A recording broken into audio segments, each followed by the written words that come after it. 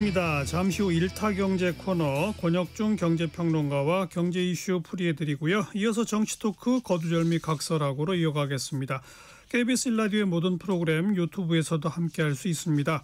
실시간 방송 보실 수 있고요. 정치, 경제, 사회, 문화 다양한 주제의 콘텐츠들 마련돼 있어요. KBS 1라디오 유튜브 채널 구독, 좋아요, 댓글 부탁드립니다. 토요일 2부 출발하죠.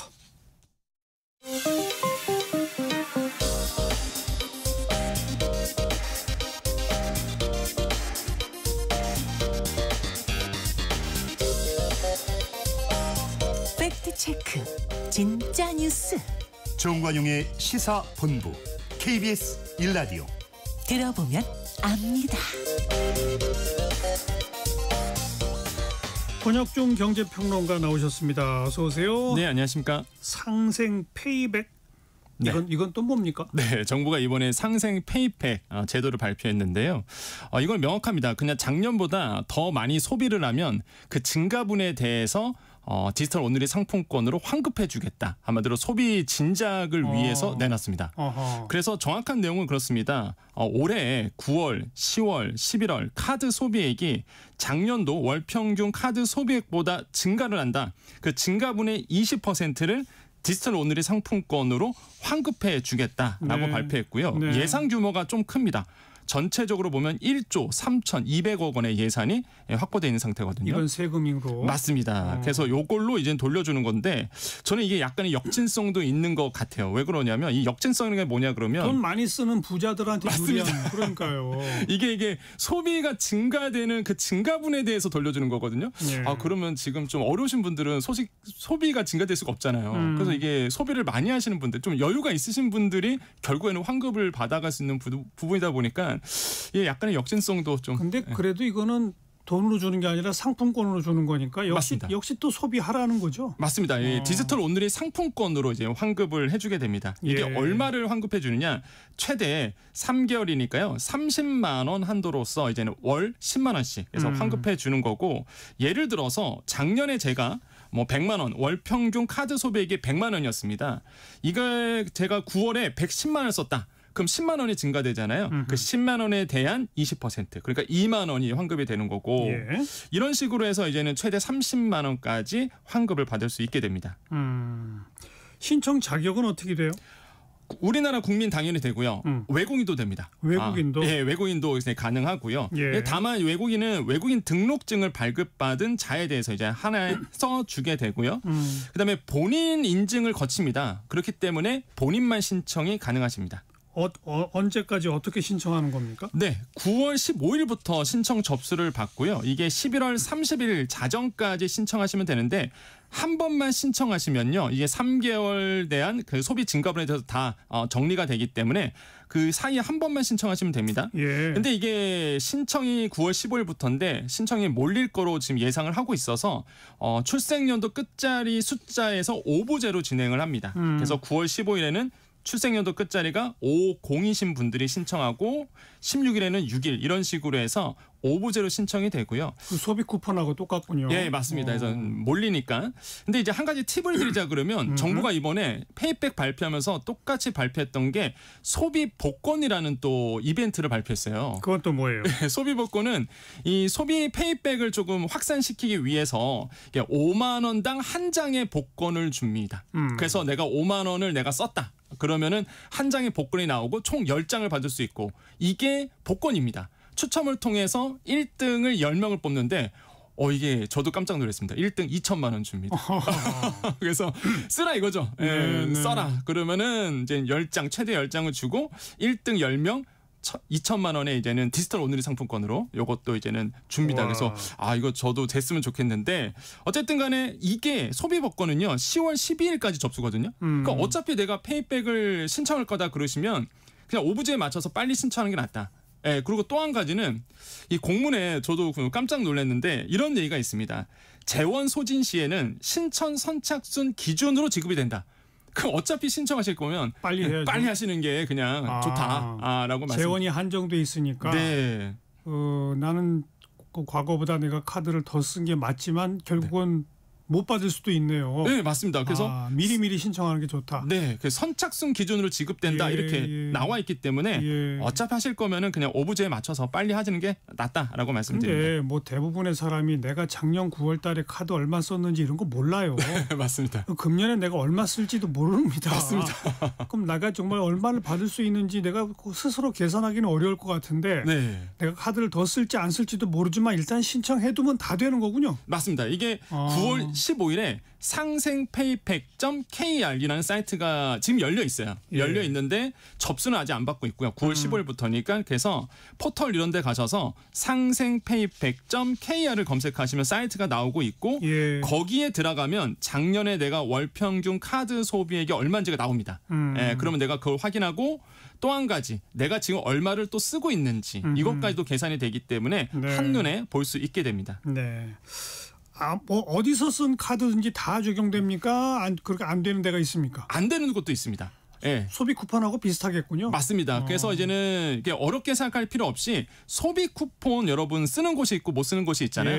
그거랑 똑같이 생각하시면 되고 이제 하나의 차이점은 그겁니다. 소비 쿠폰은 30억 원 이하의 소상공인에게 써야 되잖아요. 이번 상생페이백은 그런 기준은 없습니다. 30억 기준은 없어졌고. 네, 그래서 다만 대형마트, 백화점 이런 데는 안 되는 건 안 됩니다. 네, 그래서 소비 쿠폰이랑 거의 기준은 비슷하다 이렇게 이해하시면 될 것 같습니다. 네, 이번에 그 소비 쿠폰 때문에. 네.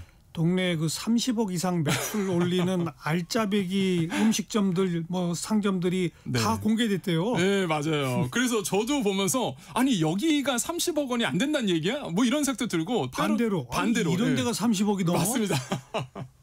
저도 그러면서 막 느끼는 점이 되게 많더라고요. 생각보다 약국이 많더라고요. 네. 30억 넘는 약국이 그렇게 많아요. 네, 그래서 저 보면서 이게 이런 걸로 통해서 사실 이 매장에 대한 매출액이 또 이렇게 드러나는구나 이런 생각도 많이 해봤습니다.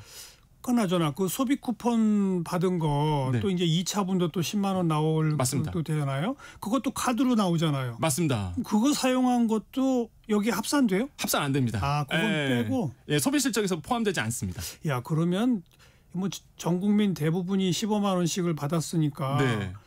15만 원보다 훨씬 더 써야 되네. 맞습니다. 그래서 소비 진작을 위해서 무조건 소비해라. 이게 아마 이 제도의 이제 취지인 것 같습니다. 네. 현금으로 사용한 거 현금 영수증도 가능합니까? 안 됩니다. 아이고, 그건 또 안 돼. 그래서 이거는요 정말로 이게 전산에 잡혀야 되다 보니까 그래서 신용카드와 체크카드만 가능하고요. 현금, 뭐 계좌이체, 간편결제, QR결제, 상품권 이런 거는 소비 실적에 반영되지 않다 보니까 실적에 제외된다라는 거 기억하시면 되겠습니다. 아까 그 설명한 복권은 따로 신청해요? 아니면 한 번 신청하면 다 대상이 돼요? 상생페이백을 신청하면은요 자동 응모가 됩니다. 그런데 이제 중요한 게 아까 말씀드린 것처럼 10월 12일까지 신청하셔야 되거든요. 그러니까. 그 날짜에 맞춰서 신청하시면 페이백을 신청하시면 자동 응모가 되고 1등 10명에게 2천만 원이고요. 그 2등이 50명 뽑는데 200만 원, 3등이 600명 100만 원. 그다음에 4등이 1,365명이거든요. 10만 원씩을 이제는 추첨을 통해서 이제 제공한다 돼 있는데 저도 또 궁금한 게 이겁니다. 이거 어떻게 추첨할까? 동행복권처럼 뭐 공을 굴리려나? 아니면 전산으로 하려나? 어떻게 한대요? 그건 아직 밝혀지지가 않았어요. 그냥 공문에 보면은 정부의 얘기는 공정한 심사를 통해서 이거를 뽑겠다라고 하는데 아직 그 구체적인 방법은 나오지 않고 있는 상태입니다. 그 복권 당첨금도 결국 세금에서 나가는 거잖아요. 맞습니다. 이건 조금 그 철학적 도덕적 논란의 대상이 될 수도 있어요. 저도 그 말씀에 본부장님 말씀에 너무 공감합니다. 교수님 말씀에. 복권 당첨금 1인당 2천만 원까지 세금에서 준다? 네. 아무리 소비 진작 유혹이라 하더라도 이건 조금 좀 따져볼 문제가 있는 것 저도 너무 그 말에 공감해서 아마 많은 분들이 비슷한 생각을 좀 가지지 않을까 보고 있습니다. 알겠습니다. 권혁중 경제평론가 고맙습니다. 네, 감사합니다.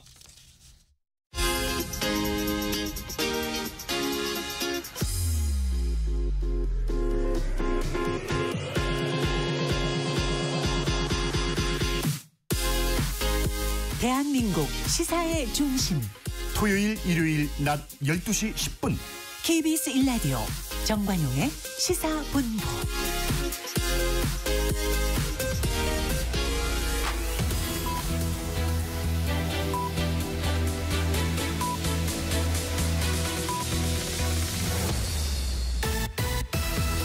고두절미 각설하고 고고고 갈 때까지 가보자. 정관용의 시사본부. 주요 정치 이슈들 거두절미하고 알맹이부터 토론해보는 거두절미 각서라고 합니다. 더불어민주당 법률위원회 부위원장 지내신 장윤미 변호사, 국민의힘 대변인 지내신 송영훈 변호사 두 분 오늘도 나오셨습니다. 어서 오세요. 네, 안녕하세요. 네, 안녕하세요. 자, 금주의 뜬 인물, 진 인물부터 정리합시다. 먼저 뜬 인물 장 변호사 누구? 저는 이 국민의힘의 신임 최고위원 중에 김민수 최고위원이 좀 눈에 띄어서 한번 뜬 인물로 선정을 해봤는데요. 일단 2위로 최고위원에 입성을 했고, 그런데 일반 여론조사는 또 원내, 그러니까 국민의힘 의원인 신동욱 의원을 이기기도 했더라고요. 그러니까 이게 어쨌든 국민의힘을 지지하는 분들의 흐름이구나. 왜냐하면 이 분이 대변인직에서도 실언으로 좀 자리를 내놓게 되기도 했었고, 그리고 선관위에 군이 간 걸 과천 상륙작전이라고 표현하기도 했어서 아주 초강경. 제가 이 전당대회 국면에서 유튜브 등에 나와서 하는 발언을 봤는데 좀 깜짝 놀랄 정도였거든요. 그런데 이 2위로 입성한 정치적인 입지를 다지게 된 부분에 있어서 어떻게 보면 뜬 인물은 뜬 인물인 것 같아서 꼽아봤습니다. 네. 송영훈 변호사는 뜬 인물? 네, 국민의힘에서 김민수 전 대변인 같은 사람만 이번에 최고위원에 선출된 건 아니죠. 그런 의미에서 금주에 뜬 인물 청년 최고위원으로 당선된 우재준 의원 선정하도록 하겠습니다. 1988년생이고 만 37세죠. 어제 청년 최고위원에 당선이 됐는데 경륜이 있는 당대표 후보들도 이번에 해내지 못한 단일화를 통해서 청년 최고위원에 당선이 됐습니다. 그 부분을 일단 평가할 만해요. 그렇게 해서 구도가 1대1로 변하면서 개혁쇄신파 후보가 과반을 득표해서 당선되는 그런 결과를 얻어냈습니다. 그럼으로써 최고위 내에서 최소한의 견제와 또 쇄신의 목소리를 낼 수 있는 교두보를 마련했고, 또 한편으로는 현 시점에서 국민의힘 당내에서 개혁쇄신파가 얻을 수 있는 득표율의 최대치가 어디까지인가, 이걸 또 가시적으로 확인하는 성과도 얻었다는 측면에서 금주에 뜬 인물로 선정을 하겠습니다. 그런데 우재준 의원은 그 계엄 해제 표결에는 참여, 그렇죠. 탄핵에는 반대. 탄핵에는 그 당시 상황으로 인해서 소극적인 입장을 보였습니다만 넓은 의미에서 현재 국민의힘이 개혁하고 쇄신해야 된다는 입장에 서 있는 것만은 분명해 보입니다. 그래요. 자, 금주의 진인물로 가서 장윤미 변호사. 저는 한덕수 전 총리 꼽아봤는데요. 어제까지 이제 3차례 소환 조사를 받았고 일부 진술은 이제 번복이 됐다라고도 합니다만 아마 특검이 신병 처리에 나설 것으로 보입니다. 왜냐하면 이제 특검에서 나온 발언을 보더라도 그 계엄 선포 문건을 사전에 보지 못했다는 것은 이제 번복을 습니다만 다른 부분에 대해서는 그렇게 진실을 이야기하고 있지 않다라고 이야기하고 있는 걸 봐서는 신병 확보에 임박했다라는 언론의 전망이 맞을 거라는 생각이 들고, 이게 헌정사에 없었던 광경 같아요. 전직 총리가 뭐 수사를 받는 건 고사하고 나가서 신병 처리까지 된다면 이건 대단한 좀 불행이라고 할 수 있을 것 같아요. 뭐 개인적인 측면이나 대한민국의 역사적 측면이나 그런 부분이 있는 것 같아서 진인물로 좀 꼽아봤습니다. 송영훈 변호사 금주의 진인물. 네, 금주의 진인물 우상호 대통령실 정무수석입니다. 먼저 여론조사 관련된 사항 말씀을 드릴게요. 한국갤럽 자체 조사고요. 7월 15일부터 7월 17일까지 실시된 조사에서는 이재명 대통령의 국정수행 긍정률이 64%였습니다. 그런데 이번 주 발표된 8월 19일부터 21일까지 실시된 조사에서는 56%. 8% 하락을 했죠. 그리고 엠브레인 퍼블릭, K스탯 리서치, 코리아 리서치, 한국 리서치가 공동으로 자체 실시하는 NBS 전국 지표조사에서도 8월 4일부터 6일까지 실시된 조사에서는 65%, 8월 18일부터 20일까지 실시된 조사에서는 57%, 역시 8%가 하락했습니다. 네. 마지막으로 에너지경제신문 의뢰로 리얼미터가 조사한 7월 28일부터 8월 1일까지 조사에서는 이재명 대통령의 국정수행 지지율이 63.3%, 8월 11일부터 14일까지 조사에서는 51.1%로 12.2%가 하락했습니다.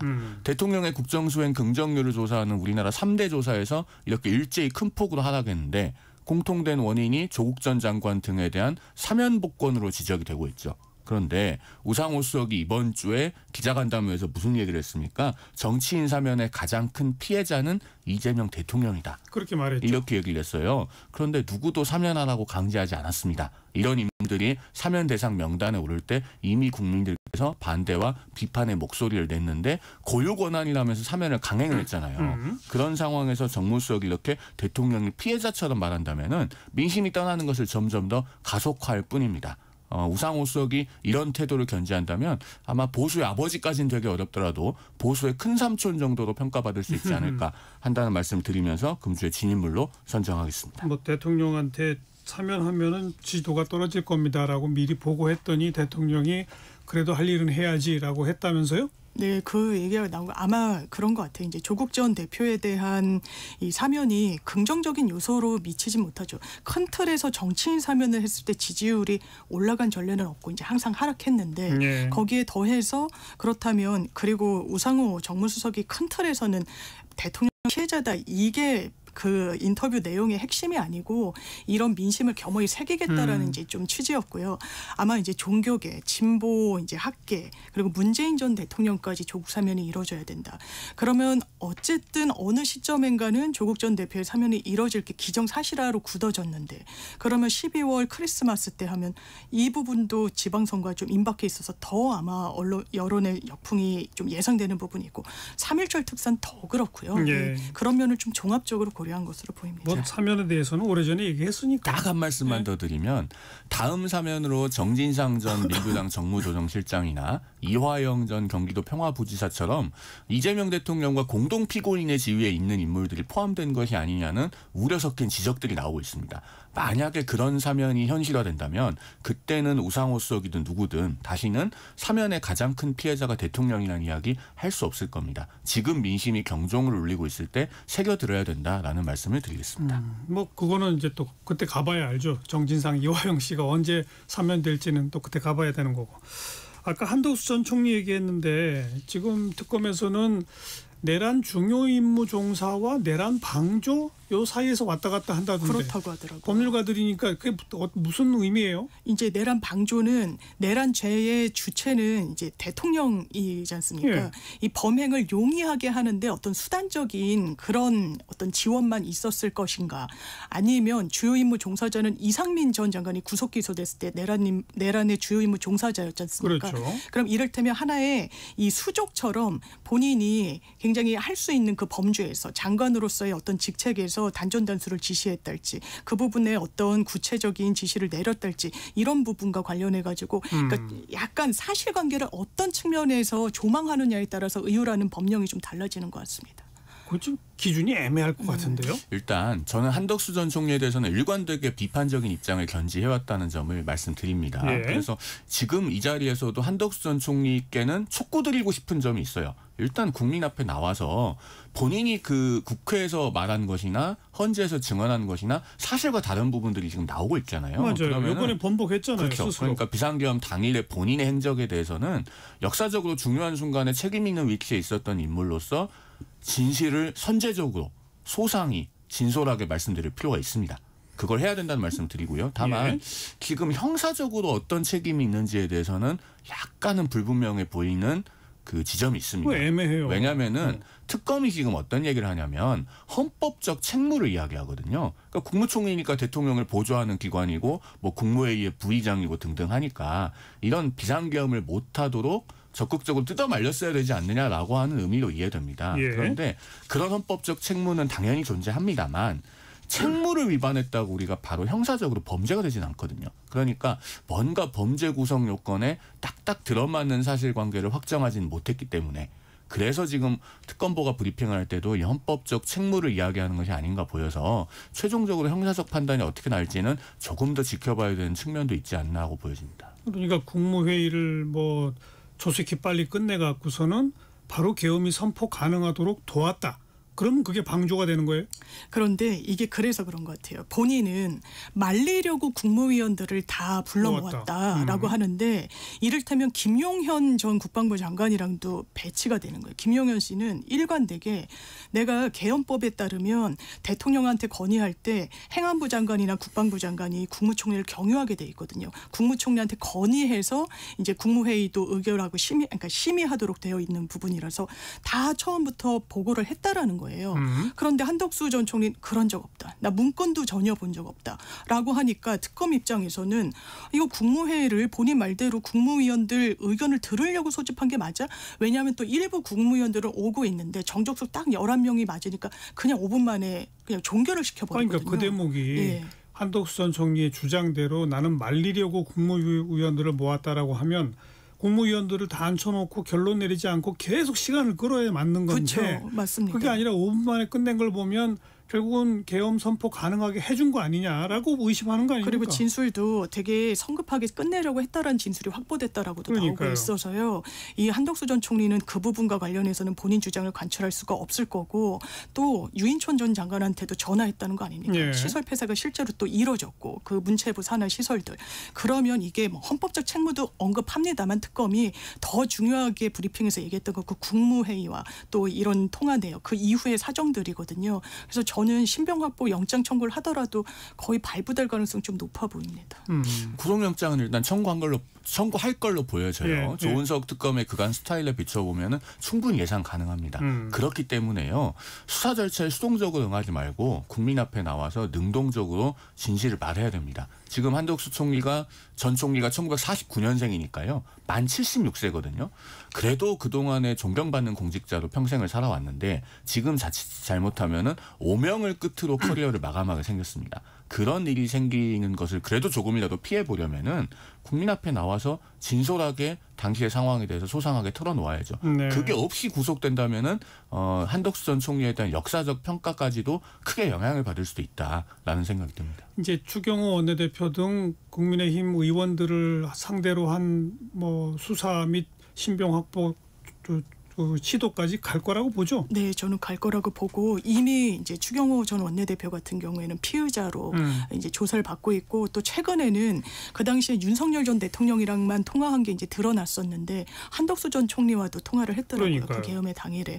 그러면 왜 그렇게 계속 표결 장소 그 의총의 장소를 바꿨는지 본인은 국회 본청에 있으면서 이런 부분에 대해서 아마 사실상 표결을 방해하려는 의도가 아니면 그 행위가 저는 개인적으로 이해되지 않는다고 생각되는 부분이 있어서 아마 법률적인 그 부분을 넘지 못할 거란 생각이 듭니다.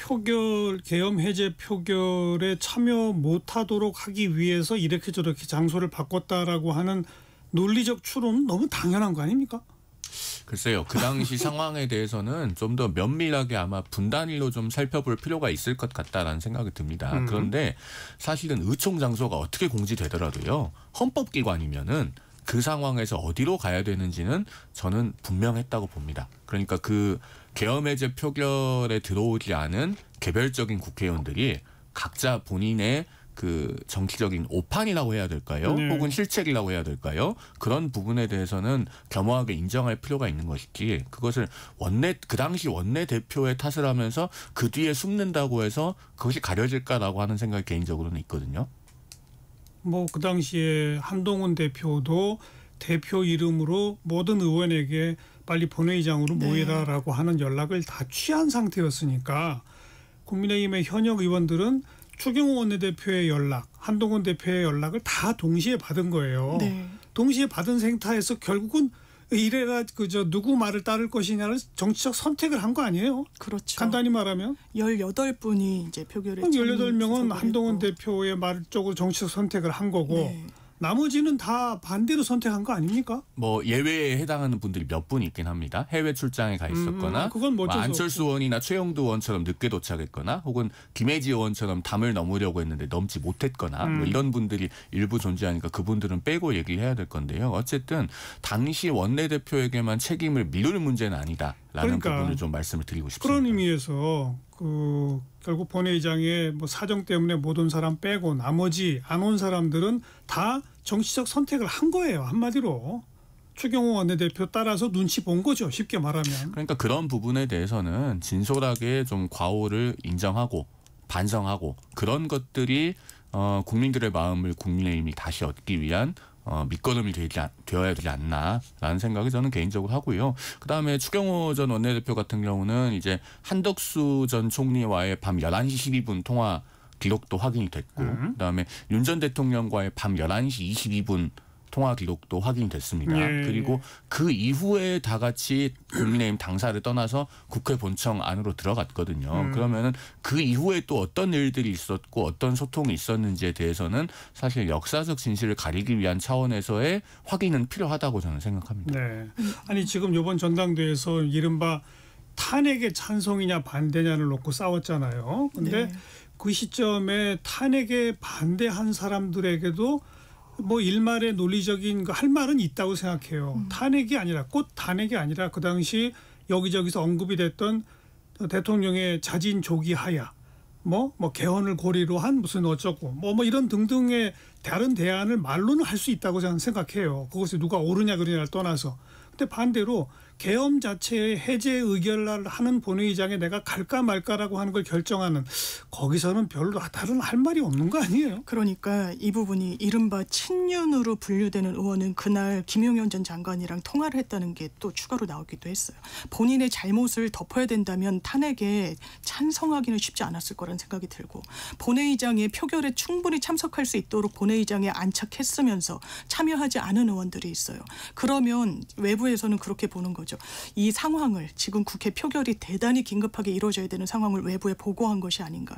이런 부분과 관련해서 국민의힘 의원들이 할 말이 없을 겁니다. 네. 그러니까 본인의 안위를 위해서 윤호겐을 다시금 소구하는 거 아니냐. 이게 기득권 지키기를 넘어서 본인의 형사 리스크를 관리하기 위해서라도 이렇게 나서는 게 아니냐는 의혹에 대해서는 아마 할 말이 없을 거라고 생각합니다.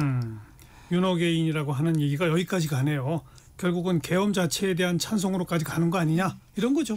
저는 계엄에 대한 그 시각을 되돌리기 위해서 이른바 윤 어게인이라고 하는 흐름에 국민의힘 의원들이 가담하고 있다 이렇게 보지는 않습니다. 계엄에 대해서는 우리 사회의 평가가 이미 분명하게 내려진 것 아닙니까? 그리고 그것은 설령 어느 한두 명의 국회의원이 그런 흐름에 가담해서 그걸 되돌리려고 한들 절대 되돌려질 수가 없는 겁니다. 다만 지금 우리 사회 일각에서는 극단적인 유튜버들이 상당히 그 계엄에 대해서 두둔한다거나 혹은 부정선거론을 설파한다든가 그러면서 선동의 힘을 발휘하고 있고 그런 것들이 일부 당원이나 지지층에게 영향을 미치고 있는 현실이 존재합니다. 그리고 그런 것에 편승을 해서 본인의 정치적 힘을 키워보려고 하는 분들이 존재하고 있는데 그런 시도가 궁극적으로는 당이 국민들로부터 선택받는 것으로부터 훨씬 더 멀어지게 만든다는 점에서 저는 당의 유해하다고 생각해요. 그리고 그런 것들이 장기적으로 지속되기도 어렵다라고 봅니다. 그러나 이번 전당대회 결과를 보면 바로 그 흐름에 제일 앞장선 장동혁 후보가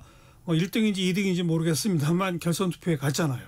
그건 그만큼 지금 아주 극히 일부 당원이 아니라는 얘기 아닙니까? 이게 그 수용의 5단계라고 하는 이론이 있지 않습니까? 부정, 분노, 타협, 우울, 수용인데요. 이게 개인의 일이 아니고 집단의 일이 되면은 이 수용의 5단계가 진행되는 흐름이 상당히 더뎌지는 것 같습니다. 내 일이 아니거든요. 그리고 어떻게 보면은 정치가 당원 개개인의 입장에서 봤을 때는 그것이 내 일처럼 느껴지기보다는 뭔가 어떤 감정을 분출하고 해소하는 수단처럼 느껴질 때도 있습니다. 그렇다 보니 국민의힘이 과거 전신인 자유한국당 시절에도 겪었던 것처럼 대통령 탄핵이라고 하는 큰 사건을 겪고 나면은 그 변곡점을 지나서 최종적으로 수용을 하고 변화 쇄신하는 과정까지 이르는 시간이 상당히 걸리는 것 같습니다. 그리고 정치에서는 그 시간이 오래 걸리는 일을 단축시키는 것이 상당히 어려운 일이거든요. 큰 힘이 필요합니다. 지금 국민의힘은 제 개인적인 생각으로는 아마 한 2단계 정도에 와 있는 것 같아요. 그렇습니다. 그런 것들이 표출되는 시점에 전당대회가 치러지다 보니 장동혁 의원 같은 분이 결선에까지 올라가는 현상이 발생했습니다만 영원히 2단계에 머물러 있을 것이라고 생각하진 않습니다. 그리고 지금이 새벽 3시 30분이라고 해서 오늘 해가 뜨지 않는 것은 아니다. 이런 말씀을 덧붙여서 드리고 싶습니다. 네, 어떻게 보세요? 저는 진짜 암담한 것 같아요. 왜냐하면 제가 무슨 드라마를 보는데 이 극우들이 득세를 하니까 합리적인 보수가 막 이게 배척이 되는 거예요. 그러니까 이 어떤 상황이 나 하나의 희생으로 끝나는 것이 아니라 견제할 수 있는 야당이 없는 그 고통을 국민들이 감내해야 된다는 그런 대사가 나오더라고요. 지금 대한민국의 상황을 이야기하는 것 같아요. 많이 이 장동혁, 김문수라는 정치인이 담보하는 그 가치가 있습니다. 이 윤석열 전 대통령과 같이 한 팀으로 움직이면서 극우들을 다 흡수하고 있어요. 극우를 흡수하면 그 소수파를 흡수한 그 반대의 급부로 뭐가 나옵니까? 합리적 보수들이 떠나는 거예요. 그러니까 당원들도 건강한 목소리를 내는 분들이 목소리를 내지 않았거나 이미 이탈을 한 거죠. 그러니까 아까 우재준 청년최고 이야기했는데 저는 손수조 후보랑 굉장히 박빙이어서 좀 오히려 놀랐었거든요. 거의 손수조 후보도 강성 거의 극우 목소리를 이번 전당대회 구면에서 냈는데 거의 위협을 했더라고요. 그런 부분과 관련해서는 이건 국민의 불행으로 귀결될 거다. 지금의 그런 포스트 전당대회가 더 중요할 텐데 과연 한 당으로 정치 결사체로 존속할 수 있을까라는 물음표까지 생깁니다. 우선 이제 결선이 어떻게 되느냐. 뭐 보니까 김문수 후보는 오늘 안철수 후보를 또 전격적으로 만났더라고요. 네. 또 이러고 연설에서도 뭐 당의 단결, 단합 뭐 이런 걸 주장하는 걸로 봐서 안철수 조경태 찍은 표를 의식하는 행보를 보이는 것 같고 반대로 이제 장 후보 같은 경우는 진짜 더 강하게 해서 이른바 반탄 쪽으로 가 있는 당원들의 표심을 내가 독점하겠다라고 하는 전략을 짜는 것 같고 맞죠? 그렇게 볼 수 있는 측면이 있는데요. 일단 선거라고 하는 것은 굉장히 정서적인 행위입니다. 유권자의 투표는. 우리가 방송에서 뭐 여러 가지 논리적이고 합리적인 근거를 대서 그것을 설명하려고 하지만 대개는 대단히 정서적인 행위일 경우가 많아요. 그래서 이번 결선 투표에서도 결국에는 개혁세 신파로 분류됐던 조경태 의원과 안철수 의원을 지지했던 당원들 그리고 더 나아가서는 작년 7.23 전당대회 대비해서 책임당원 투표가 7만 4천 표가 감소했거든요. 그분들은 사실은 탈당을 했다기보다는 지금 이번 전당대회 국면에서는 유보하면서 투표를 안 한 거죠. 그렇죠. 관전자처럼 되어 있는 겁니다. 그럼 그분들까지 했을 때 정말 내가 누군가는 꼭 떨어뜨려야겠다라고 하는 심리와 기제가 작동하는가 이 부분이 또 한 가지의 관전 포인트라고 보여집니다. 그렇게 되면 누가 이길 가능성이 높아요?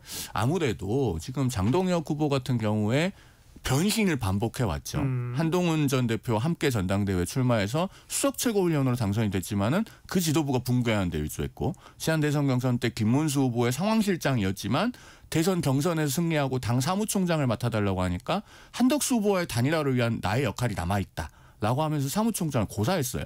그리고 또 지금은 김문수 후보와 경쟁하는 위치에 있습니다. 이렇게 변신을 거듭해왔기 때문에 그런 이력으로 인해서 뭔가 장동혁 후보만큼은 안 된다라고 하는 비토 심리가 발생한다면 일각에서 그렇다면 그것이 결선 투표 결과에 영향을 미칠 수도 있겠다 이렇게 보여집니다. 결국은 김문수네요. 그러니까. 그런데 장동혁 의원의 후보의 선전을 좀 전망하는 분들도 과거보단 더 늘어난 건 현실인 것 같습니다. 하긴 그건 그래요. 네. 결선 투표 못 올라갈 거로도 대부분 봤었는데 처음에는. 예. 그런데 위협적인 존재인 건 분명해 보입니다. 상승세인 것도 마찬가지고. 네.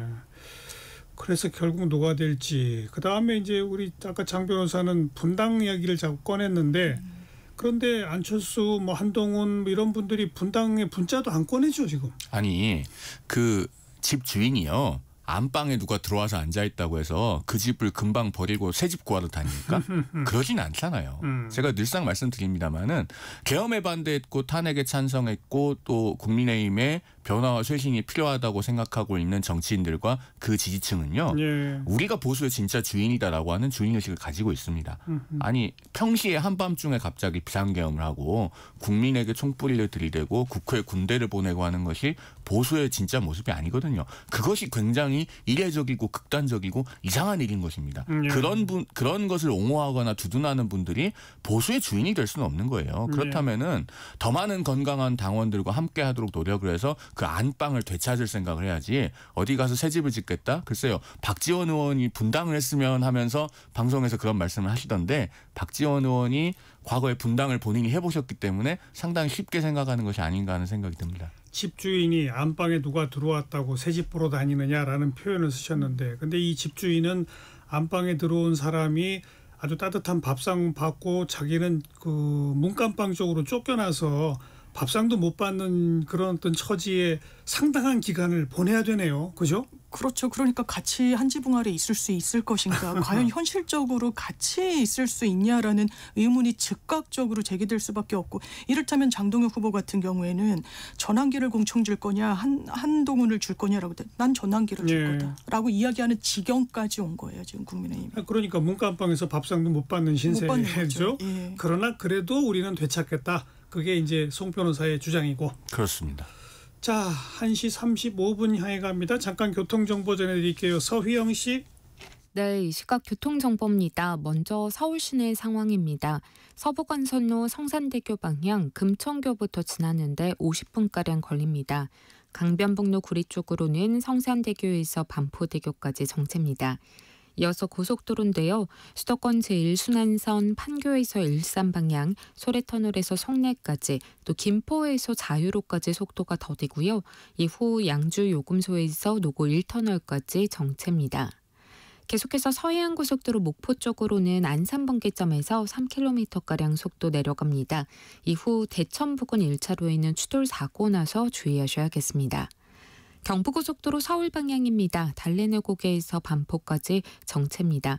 서울 양양고속도로 양양 쪽으로 교통량이 꾸준한 편입니다. 월문 1터널에서 서종까지, 또 강원권에서는 내촌에서 서석터널까지 정체 이어지고요. 영동고속도로 강릉 방향 역시 둔대분기점에서 부곡, 호법분기점에서 속도 내려가고요. 강원권에서는 새말에서 속도 내기 어렵습니다. 호남고속도로 순천 방향입니다. 서광주 부근에는 추돌 사고 있는데요. 일대 혼잡으로 이어집니다. 안전운전에 힘써주시기 바랍니다. KBS 교통정보센터였습니다.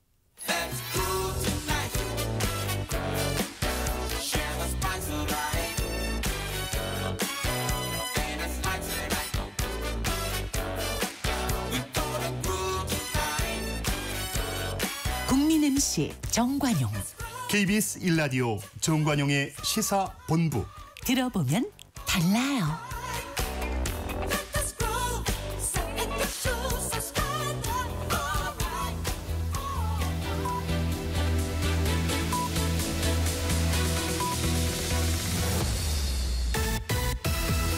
고두절미 각설하고 고고고. 갈 때까지 가보자. 정관용의 시사본부. 매주 토요일 2부 거두절미 각설하고 더불어민주당 법률위원회 부위원장 지내신 장유매 변호사, 국민의힘 대변인 지내신 송영훈 변호사와 함께하고 있습니다. 금주의 핫한 한마디, 장유매 변호사. 저는 심평 변호사가 김건희 씨 접견한 다음에 뭐 여러 말들을 이제 전원 형식으로 전했는데 제일 그래도 파급력이 컸던 이 말 같아요. 한동훈이 배신하지 않았다면 그의 앞길에 무한한 영광이 기다리고 있었을 것이다.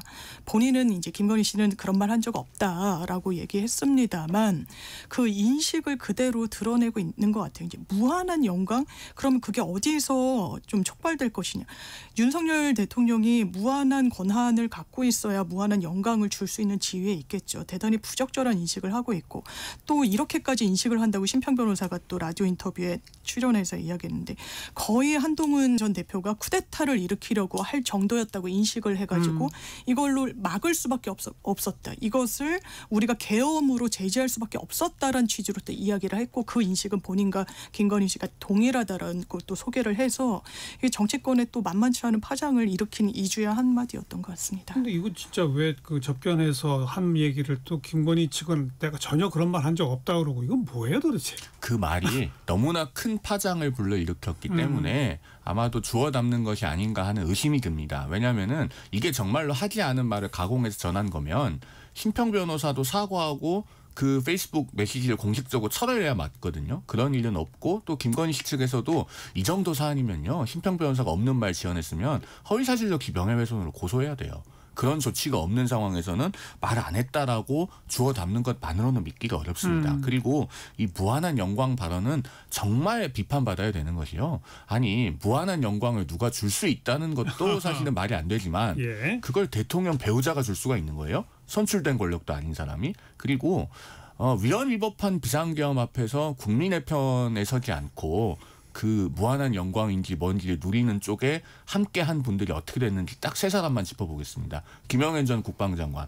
그래도 3스타까지 하셨던 분인데 내란 중요임무 종사 혐의로 지금 구속돼 있습니다. 예. 이상민 전 행안부 장관. 그래도 판사 출신으로 이런 일이 없었더라면 호의호식하셨을 뿐인데 역시나 내란 중요임무 종사로 구속돼 있습니다. 그다음에 한덕수 전 국무총리 앞서도 얘기를 나눴지만은 지금 구속영장이 청구될 수 있는 운명에 놓여 있습니다. 그러니까 이런 무한한 영광 운운은 참 언어도단이다라는 말씀밖에는 드릴 수가 없습니다. 아까 뭐 장 변호사가 언급했습니다마는 그 비대위원장으로 한동훈 총선에서 조금 그나마 좀 중도 민심을 따르기 위해 김건희 그 당시 여사의 이런저런 문제점들은 좀 어떻게든 해결하고 넘어가야 한다라고 하는 행보를 보인 것을 쿠데타인 것으로 인식한다. 네. 그게 참 아이러니한 거죠. 그러면서 그때 한동훈 전 대표한테는 어떻게 문자 보냈습니까? 저같이 아무것도 아닌 사람 때문에 당에 고충을 드려 죄송하다는 취지로 이른바 1심 논란이 있었잖아요. 그러니까 이중 플레이를 하는 것 같아요. 그게 본인의 성공 방정식이었던 것 같고, 그러니까 앞에서는 아주 이제 본인의 자세를 낮추고 저자세로 하면서 본심이 아닌 거죠. 그게 진의도 아니었던 거고, 그게 김건희 씨의 민낯이었다는 게 이제야 드러난다, 이런 생각이 듭니다. 설마 했는데 진짜 문제가 많은 인식. 정말 왜곡된 뭐 인식. 반지 목걸이 받고 뭐 받고 하는 그런 행동들을 보면 설마 했는데 이 지경까지였구나. 결국은 이런 생각이잖아요. 그러니까 이 점에서 우리가 하나 짚어볼게요. 방금 이제 그 문자 읽힘 논란 말씀해 주셨는데 작년 1월 15일 무렵에 있었던 일 아닙니까? 그런데 그때 당시 여당의 비대위원장이었던 한동훈 전 비대위원장이 만약에 그 텔레그램 문자에 단문을 했으면요. 문자 단문하는데 전화 오면은 통화 안 할 수 있었겠습니까? 그리고 통화했으면은 통화 기록도 남고 통화 녹음도 남았을 거예요. 그런데 이번에 그 나토 3종 세트 그 보석료를 받은 것이 누구 때문에 받았습니까? 박성근 전 검사에 대한 인사청탁으로 받은 거잖아요. 그리고 나중에 총선에 출마도 했어요. 만약에 그때 텔레그램 문자에 단문했으면 전화도 받았을 거고 통화 녹음도 있었을 거고 당 공천에 대한 부당한 요구가 있었을 가능성 배제하기 어렵습니다. 그런데 만약에 그런 통화 녹음이 하나라도 나왔다. 지금 국민의힘이 당을 그대로 간판을 유지하고 있을 수가 없을 겁니다. 그런 점에서 그나마 그 당시에 문자에 단문하지 않은 것이 다행이었다라는 생각이 듭니다. 자, 송 변호사는 금주의 한마디 뭡니까? 네. 조국 전 장관이 여전히 사면 복권된 뒤에도 반성하고 자숙하는 모습을 보이지 않고 있죠. 그것의 가장 대표적인 멘트가 이번 주 월요일에 김대중 전 대통령 묘역을 참배한 뒤에 기자들에게 한 이 말입니다. 제가 몇 번 사과한다고 2030이 마음을 열겠나. 수백 번이라도 사과하고 그 입시 비리로 인해서 상처받고 공분해온 젊은이들에게 사과하고 용서를 구해야죠. 왜 그런 것을 하지 않습니까? 그런데 이분은 거기서만 그치는 게 아니고요. 지금 국민 세금을 쓸 수 있는 자리에 갑니다. 사면된 지 6일 만에 조국 혁신당의 혁신정책연구원장으로 내정이 됐다고 하죠. 예. 그런데 이 정당의 정책연구소는요. 정당이 받는 경상보조금의 30%를 의무적으로 사용하게 되어 있습니다. 조국 혁신당이 3분기까지 경상보조금 33억 6천만 원을 받았고요. 그러면 올해 연말까지 하면 44억 8천만 원 정도 받습니다. 30%면 13억 4,400만 원 정도 돼요. 그러니까 조국 전 장관은 사면된 지 6일 만에 한 달에 1억 1,200만 원이 넘는 국민 세금을 예산으로 쓸 수 있는 공기업의 사장으로 가는 것과 비슷한 일을 지금 하고 있는 겁니다. 전혀 반성하고 자숙하는 태도를 보여주지 않고 있는데 그 의식 응축된 말이 바로 내가 몇 번 사과한다고 2030이 마음을 열겠나라는 말씀드립니다. 네.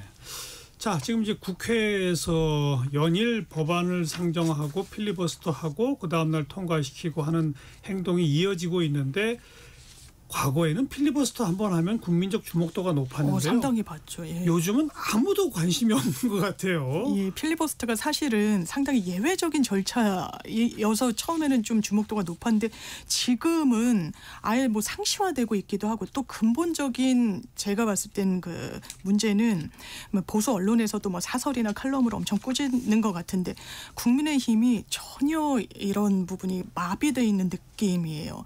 뭐 이른바 야성을 하거나 어떤 대안 세력으로서 이 대안을 제시하거나 이런 게 아니라 반대를 엄청 또 이 언론 앞에선 하다가 정작 협의 과정에서는 대단히 무기력하다는 평가를 많이 받았던 없더라고요. 그게 이제 의석수가 부족하니까 어쩔 수 없다라는 그런 변명만으로는 이게 그냥 이해가 되는 측면은 아닌 것 같고, 정말 수권 정당을 자임한다면 뭔가 정말 명료한 부분들을 해야 되는데, 상법 개정안 같은 것도 물론 반대 목소리가 또 있고 하죠. 그런데 그런 목소리를 대단히 정교하게 잘 대리해서 국회에서 풀어내고 있느냐?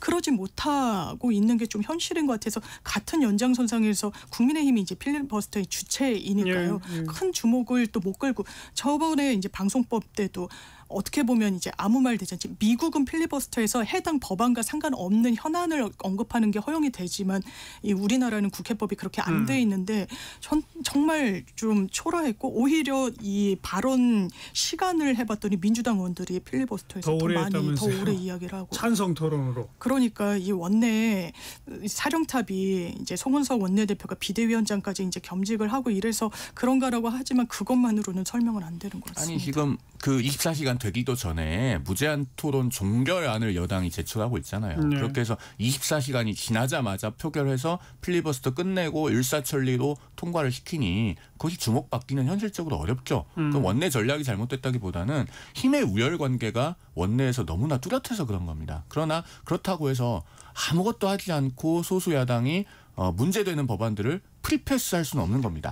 반대 토론을 해서 국회 속기록에 그것을 역사적인 기록으로 남기고, 또 한편으로는 국민들께 이 법안들이 이러해서 문제다라고 하는 점을 분명하게 말씀드려야죠. 예. 지금 필리버스터라도 하니까 오늘도 노봉법에 관해서 국회에서 이렇게 토론 중이다라고 하는 것을 저희가 한마디라도 하는 것이지, 그냥 표결에 불참하고 나가는 식으로 하면은 국민들께서 예. 그 문제점에 대해서 잠시라도 들을 기회가 있으시겠습니까?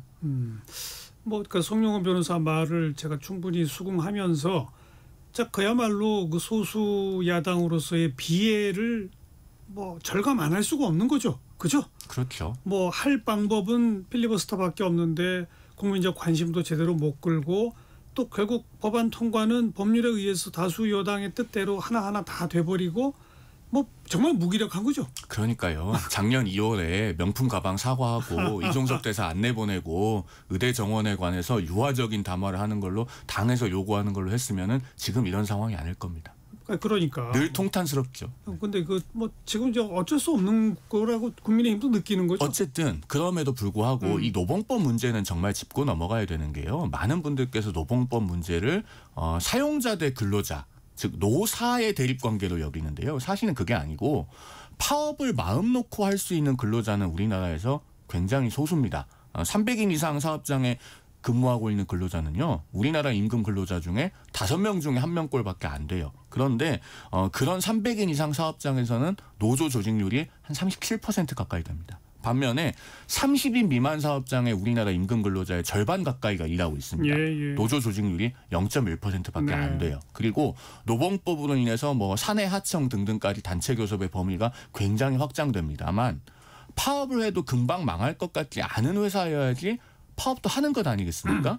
그렇게 할 수 있는 근로자는 소수예요. 그러면은 그런 근로자들이 파업을 마음 놓고 할 때 결국에는 그로 인한 손해는 더 힘이 약한 1차 협력업체, 2차 협력업체, 그리고 거기서 일하는 근로자들에게로 궁극적으로는 전가됩니다. 그리고 국내에서 사업하는 것이 이 노봉법으로 인해서 노사관계 리스크가 커지면요, 기업들이 애초부터 앞으로는 사업장을 해외에다 지을 겁니다. 그런 것들 때문에 지금 국민의힘이 오늘도 필리버스터를 하고 있는 겁니다. 송 변호사가 또 내용을 얘기했으니 장 변호사도 한 말씀 하셔야죠. 제가 이 문제의식에 동의를 하고요. 동의를 하기 때문에 노란봉투법이 이를테면 필요한 거예요. 이제 OECD 기준으로 보더라도 노동 상층부의 노조 조직률은 상당히 높죠. 그냥 하층부는 노조 조직률이 낮고, 그러면 현실에서 이 부분이 어떻게 발현되느냐. 기본적으로 정치 파업은 무조건 불법이에요. 본인의 근로조건과 관련 없는 거예요. 누구를 지지하니 어떤 현안이 있다고 해서 파업하는 거 안 되고, 그게 맞는 방향이라고 저도 생각하고, 다만 노조의 교섭권을 가진 게 이 지금은 직접 고용된 대기업 노조 중심이에요.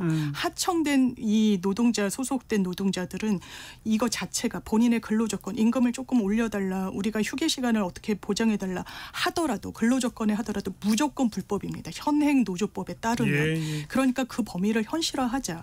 그리고 이제 노란봉투법의 기본적인 문제의식은 쌍용차 사건도요. 처음에 사측에서 100억 원을 손해배상 청구했어요. 100억 원을 청구한다는 의미가 뭐냐면, 만약에 20명의 노동자들이 불법행위에 가담했다고 하면 한 명한테 100억을 다 청구할 수 있는 겁니다. 구조가. 그게 부진정 연대 책임이거든요. 법률적으로. 그래서 대법원에서도 그러면 이거 노조가 아예 활동 못한다. 불법성을 분별해가지고 개개인별로 해라. 라고 한 대법원 설시가 확립이 돼 있고 그걸 노조법에 노란봉투법에 녹여낸 거예요. 기본적으로 보수 이 정치인들은 노조 이러면 대단히 악마화한다는 인상을 제가 강하게 받습니다. 노동자가 소비자예요. 노동자가 근로조건과 관련해서 교섭권을 갖고 어느 정도 생활 수준이 이상이 돼야 시장이 돌아가는 겁니다. 이런 부분과 관련해서 큰 틀에서의 논의가 더 많이 전개됐으면 좋겠다. 자, 양쪽 입장 한마디씩 들었으니까 이건 더 토론하면은 너무 길어지니까 이 정도에서 마무리를 짓죠. 그건 그렇고 지금 이제 한일 정상회담, 한미 정상회담 이 가운데 가장 지금 주목되는 현상은 보통 그 대통령이 해외 떠날 때 장관들이 전용기 같이 타고 루루루 같이 가잖아요. 그런데 일본을 안 거치고 장관들 셋이 지금 전부 미국에 가 있어요. 이거 뭔가 좀 심상치 않은 거 아니에요? 그래서 언론에서는 뭐 왜 가냐 이게 또 경유해서 갔다라고 하니까 긴급하게 일정이 바뀐 거 아니냐. 아니 비행기 티켓을 워싱턴까지 바로 못 구해가지고 그랬대요. 그 정도로 급하게 간 거죠.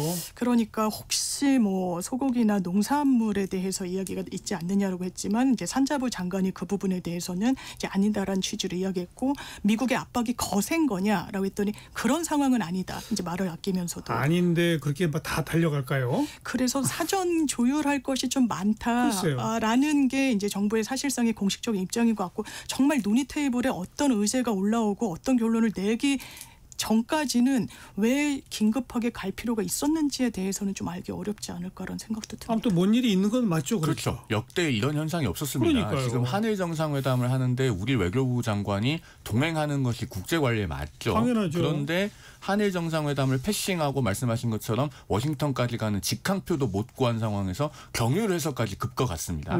조현 외교부 장관만 가 있는 게 아니고 김정관 산업부 장관 그리고 여한구 통상교섭본부장도 가 있고 위성락 안보실장 그리고 김용범 정책실장도 모자라서 우리 대통령이 해외 정상회담을 하러 갈 때는 보통 국내를 지키면서 상황을 관리하는 대통령 비서실장. 또 가요. 그렇죠. 강훈시 실장마저 대통령보다 워싱턴에 먼저 갑니다. 이 정도면요. 한미 정상회담이 뭔가 심각하게 의제 조율이 안 되고 있거나 또는 우리가 상당히 감당하기 어려운 수준의 뭐 농산물 개방이라든가 이런 세부 의제에서 이견이 심각한 것으로 보여요. 그러면은 적어도 대통령실에서는 이런 것이 늘상 있을 수 있는 일이라거나 아무렇지도 않은 일인 것처럼 설명해서는 안 됩니다. 뭔가 조율해야 될 의제가 많이 있는 것은 맞고 그러나 잘 해나가겠다는 식으로 얘기해야지 외교부 장관이 가는 것이 별일 아니다라고 이야기할 건 아니고요. 그다음에 한 가지 더 짚어야 될 것은 지금 주미대사가 공석이죠. 그리고 강경화 전 장관을 내정했다고는 하지만 악레망 받는데 한참 걸립니다. 그런데 이번 한미 정상회담은 21세기 들어서 열린 모든 한미 정상회담을 통틀어서 가장 의제가 많고 복잡하고 까다로워요. 그런데 주미대사를 이전 정부가 임명한 사람이라고 해서 일찍 귀국시켰잖아요. 그러면은 더더욱이나 의제 조율하기가 어렵습니다. 이것은 이재명 정부의 분명한 외교 실책 중에 하나다 이렇게 평가합니다.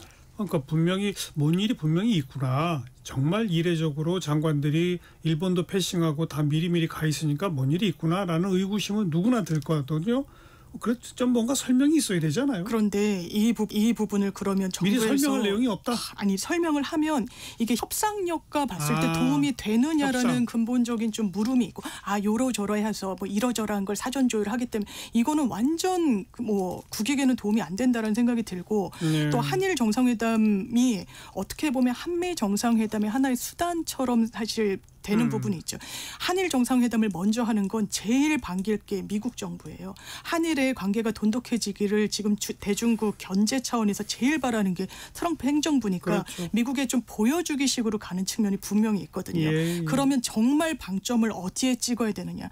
일본은 어떻게 보면 이제 경유주의에 좀 불과한 측면이 있어서 그런 것도 정말 방점은 한미 정상회담이죠. 아무튼 이런 이례적 상황이 벌어지다 보니 한미 정상회담의 결과 뭐 어떤 내용이 나올지에 점점 더 국민의 관심은 집중될 수밖에 없으니까 아무튼 여기서는 정말 국익을 가지고 최선을 다해서 좋은 성과를 거둬주기를 바랄 수밖에 없죠. 지금 이 시점에서 어떻게 하겠습니까?